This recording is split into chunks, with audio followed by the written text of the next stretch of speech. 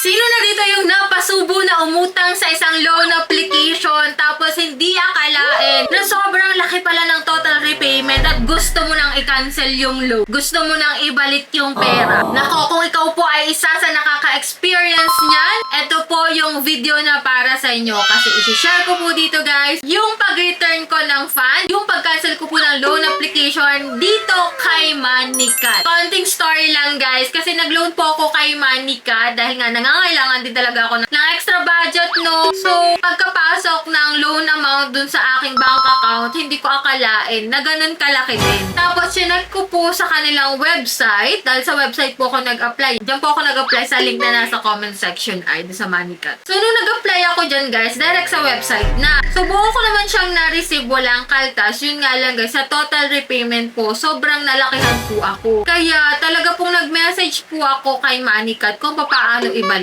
yun. Kaya for today's video, i-share ko po sa inyo kung ano yung ginawa ko, na ibalik ko ba, at may additional payment ba kapag ni-return mo yung loan. So dito guys, yan po yung mga sasagutin natin. Kaya kung gusto mo ng mga ganitong video para updated ka na rin sa mga bagong loan application dyan, just click the subscribe button, turn on the notification bell, and be updated sa aking mga latest upload. Eto nga guys, no, as you can see here, meron po akong active loan dito kay Moneycat. So 11,289 pesos po. Due ko po sa July 25, 2026. So dito guys, medyo nalakihan ako sa part na to na bakit ganito yung full repayment period ko. Pero ang na-receive ko lang po is 7,800 dito sa application na to. So dito guys, chinek ko po yung kanilang customer service. So nakalagay naman po dito na you can contact us for cash loan online. So dear customer, you may send your request, concern, or feedback about steps to get online loans, ways of repayment, and many other concerns via special form at support page at your personal cabinet. So www.moneycat.ph/cabinet. These requests are handled by our customer service with highest priority. May number po sila dito na Globe and TM. So 9 AM to 6 PM po, Monday to Friday. And you can email them po sa support@moneycat.ph. Pero po ako po ay nag-apply ay weekend. Sabado po ako nag-apply around 8 PM po ata noon. So hindi na po sakop talaga ng office hours nila. Pero nag-try pa rin po talaga ako na i-contact sila. So ito nga po. Kung makikita mo dito guys, meron na po silang loan agreement na pinasa sa akin. Which is ito nga pong approved loan application. Mga computation po kung magkano yung babayaran ko, kung kailan ako magbabayad, yung mga personal details ko nandito na po. Pero nag-chat po ako din sa kanila na, "Hi, I will return the money," as you can see here. Nakalagay po dito na, "Dear customer, this is a service mailbox created to automatic sending. So, if you have any question, please kindly address it to our customer support team via email." So, yan po yung in-email ko dito na sabi ko nga na, "Hi Moneycat, I will return the money." Nag-message back din po talaga sila na upon checking your account is already active and the approved loan amount is already deposited into your requested bank account. Yes, na-disburse na po yung pera, na-receive ko na po siya. And since you are not interested, hindi na nga po ako interested, and the loan can be cancelled, hindi na po siya pwedeng i-cancel. You may return the loan proceeds amounting to 7,800 until July 5, 2026 before 7 PM to close your account, your reference number for repayment, so yan yun, and advice to settle at any payment channels. Yun nga guys, binalik ko po ng 7,800 within just 24 hours po kasi hindi na po nila tatanggapin yun after mag-isang araw talaga. So saan natin pwedeng ibalik yung pera? Ito po may mga payment channels nila. Pwede po sa Cebuana, M. Luhulier, Palawan Pawn Shop, 7-Eleven, Bank Over the Counter, GCash. So however, if payment channels offline, log into your Moneycat app or click on this link. So pwede ka pong i-click dito. Pwede ka pong i-manage yung account mo sa builder's name na Dragon Pay or Dragon Loan. Ito nga pala guys, kapag sa GCash, Dragon Loans po yung gagamitin mo. And then ito nga guys, no, nung kinalik ko na po yung sa GCash, yung bills doon sa Dragon Loans, ayan, binalik ko po yung 7,800, kinapi ko po yung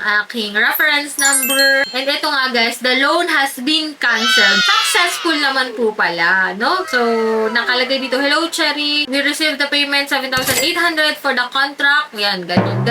Note, canceling a loan multiple times will interfere with the approval of your next system with the company. Kaya, ingat din po kayo sa pagbabalik ng pera kasi kung ilang beses kayo nagre-refund, kung ilang beses kayo nagka-cancel, makaka-apekto po yan sa next na pag-loan ninyo sa loan application na ina-apply ninyo. No? Kaya siguraduhin nyo po talaga kung kayo ay uutang sa loan application, decidido na kayo kung magkano man ang matanggap nyo, kung magkano man yung babayaran nyo. Dapat decidido na talaga kayo. Dahil makaka-apekto po yan. Anyway, ayun, successful naman po yung ating pagbabalik, pag-cancel ng loan at pag-refund ng loan. Pwede palang ibalik yung pera. Kaya kung kayo'y nakakaranas ng ganito din, huwag nyo gagalawin yung pera, huwag nyo babawasan, ibalik nyo rin po kung magkano na utang nyo within 24 hours. No? Kasi kung lumagpas na po yan, hindi na po yan pwede talaga. And that's it. Yan po yung vlog natin for today. And hoping ako na nagkaroon kayo ng idea kung paano i-cancel ang loan at paano ibalik yung pera. So kung kayo po yung may iba pang katanungan, i-comment nyo lang po dyan sa comment section at atin po yung sasagutin. No? And for those na hindi pa po nakasubscribe sa aking YouTube channel, kindly click the subscribe button, turn on the notification bell and be updated sa aking mga latest uploads. So bye-bye na muna for now guys. See you on my next video.